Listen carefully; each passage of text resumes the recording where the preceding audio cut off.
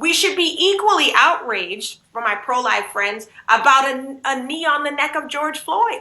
You should be equally outraged about people dying at the border, about women being snatched off of assistance in the middle of COVID-19. All of that is caring about life. If we really care about choice, we should also want to make sure that women and families have the ability to reproduce powerfully.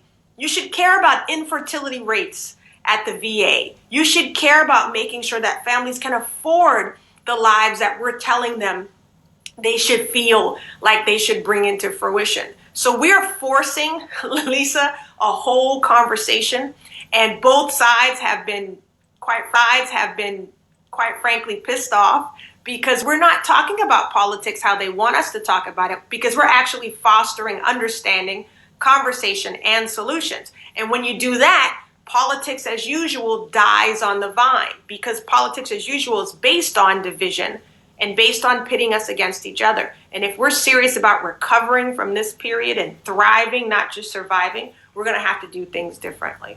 Absolutely. I mean, so we're dealing in a time with climate control, where Black Lives Matter, healthcare, so what is your thoughts when it comes to, when it comes to where we're at when it comes to climate control? Because that's huge. A lot of times people don't talk about it. Like, that's something that needs to be talked about. You know why we don't talk about it? Because it hasn't been positioned powerfully for us. We always talk about climate change as this big existential threat off into the future.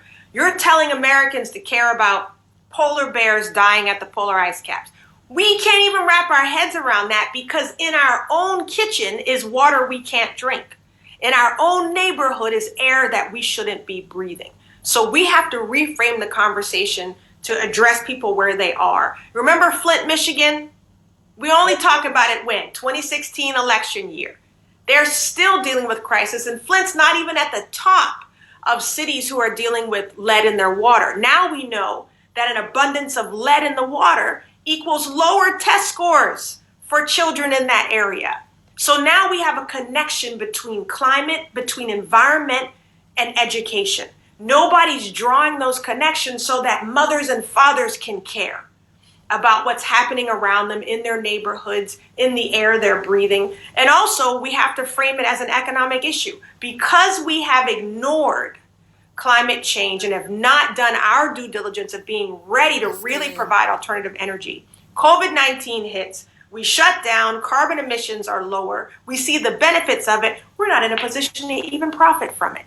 We should have made ourselves the center, the producer nation, where people are coming to us for alternative energy, for cars that are powered alternatively. But because we have fought that, we've been reluctant, and we kept putting all of our eggs in the oil and gas basket, we're now behind the curve.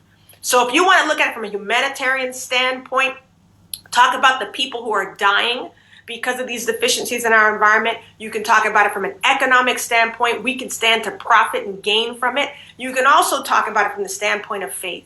We are called to be good stewards, and we have not been good stewards of our land.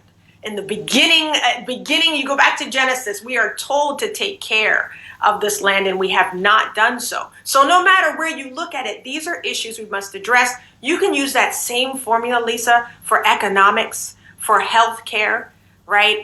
For help people build a pathway out of poverty, for criminal justice reform. And that's how we talk about things. And what it's done is it's disallowed arguments and it's fostered conversation. And that's the kind of climate that your president must create in order for us to have progress leading forward. For those who are just joining us, I'm with Jade Simmons. She is running for the United States president and on the Independent Party. We welcome here at WIMG 1300, viewing on WPHTV, Mercer, as well as being in the encounter room. So, again, we just thank you for being here. If you can just share a little bit about your economic policy plan with us.